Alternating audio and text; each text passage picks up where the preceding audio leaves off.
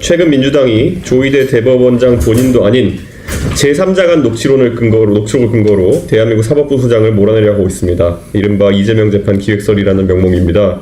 더 놀라운 것은 여권의 이중적인 태도입니다. 조희대 대법원장에게 입장 표명을 강력히 요구하더니 막상 어제 표명하자 처신이 가볍다라고 비판하고 있습니다. 민주당은 인사청문회에서 호평했던 바로 그 인물 조희대 대법원장을 지금은 비판하고 있습니다. 조희대 후보자의 그 당시 균형 감각과 공정성을 칭찬했던 공식 기록이 엄연히 존재합니다. 현재 정부 여당의 대응은 아니언 말고식입니다. 진실과 현실은 단 하나입니다. 우리가 살면서 꿈속에서 평행 세계를 마주할 때가 있습니다. 그 세계가 너무 달콤해서 아침에 눈을 떴을 때 다시 잠을 청하며 그곳에서 벗어나지 않으려고 하고 깨어나기 싫어 아쉬워하기도 합니다. 하지만 그 어떤 달콤한 평행 세계도 현실의 냉혹함을 대체할 수는 없습니다.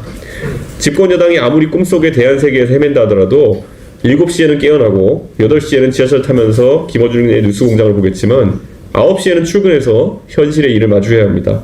이재명 대통령과 민주당이 9시부터만이라도 맨정신으로 통상 문제를 진지하게 고민하고 증세 없는 복지는 허구라는 보편적 진실을 염두에 두고 국정을 운영했으면 좋겠습니다. 8시에 방송에 떠들고 들은 것은 9시가 되면 다 잊어버리십시오. 여권이 구축하려는 평행세계는 너무나 달콤합니다. 조희대 대법원장은 편향적이고 따라서 이재명 대통령의 과거 재판은 불공정했으며 사법적 판결을 재검토해야 된다라는 대안세계. 이 달콤한 대안세계에서는 모든 사법 리스크가 사라지고 과거의 잘못이 정치적 탄압으로 둔갑합니다. 하지만 아무리 달콤해도 허구는 허구일 뿐입니다. 매니악한 소수종교 집단이 별겁니까? 교주의 말을 들으며 현실의 괴로움을 치유할 대안의 진실을 쫓아다니는 것 아닙니까? 윤 어게인이 별것이겠습니까? 미국 항공모함이 한강에 들어와서 윤석열 대통령을 파업해서 구출할 것이라는 너무도 달콤한 대안세계 아닙니까? 이들이 만든 대안진실 속에서는 계엄이 정당했고 부정선거가 실제했으며 곧 모든 것이 뒤집힐 것입니다. 이재명 정부와 여당이 보여주는 모습도 다르지 않습니다. 공직선거법 재판을 비롯한 사법 리스크의 컴플렉스를 대법원장이 원래 편향적인 사람이다라는 대안 논리로 극복하려고 합니다. 윤석열 지지자들이 부정선거라는 대안 진실을 만들듯 여권도 편향된 사법부라는 자신들만의 대안 진실을 구축하고 있습니다. 그 달콤한 대안 세계에서 벗어나야 합니다. 진중권 교수는 2020년 조국 사태 당시 이미 경고했습니다. 대중의 상당수는 선동가들의 말이 거짓이라는 것을 알면서도 기꺼이 거기에 속아주고 있다. 5년 전의 경고가 지금 그대로 반복되고 있습니다. 여권 지지자들도 신원 미상의 녹취록만으로는 대법원장을 몰아낼 수 없다는 걸 알지만 자기부터 솔선해서 속아야 주변 대중도 따라 속을 것이라 믿으며 이를 정치적 실천이라 자기 합리화하고 있습니다. 진중권 교수는 또한 미래를 향해야 할 기술적 상상력을 과거의 잘못을 부정하고 은폐하는 가망 없는 노력에 낭비한다 라고 지적했습니다.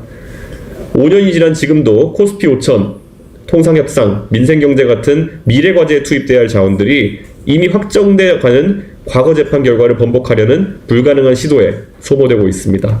이는 이미 벌어져서 되돌릴 수 없는 과거를 변경하려는 가망 없는 노력일 뿐입니다.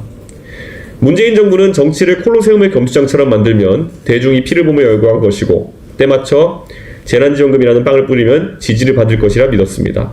그 결과는 5년 만에 정권 교체였습니다. 이재명 정부는 동일한 패턴을 반복하고 있습니다. 실원미상의 녹취록이라는 검투쇼로 국민의 주의를 전환시키고 사법부를 콜로세움의 제물로 삼으려 합니다. 우리는 얼마 전 세계적으로 유례없는 사례를 목격했습니다.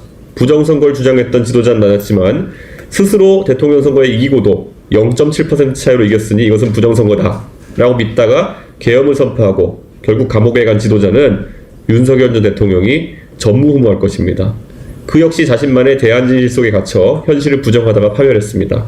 대안진실의 달콤함이 얼마나 위험한지 보여주는 극명한 사례입니다. 역사를 보면 연산군이 통치를 잘했다면 조나 종의 시호를 받았을 것입니다.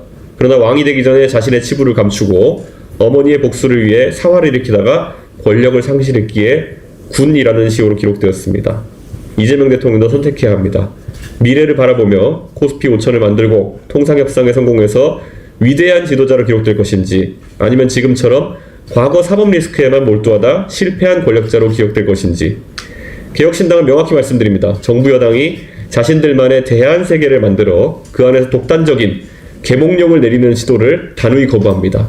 윤석열 지지자들의 부정선거 대안진실이든 이재명 정부의 편향된 사법부 대안진실이든 모두 현실을 부정하는 위험한 망상입니다.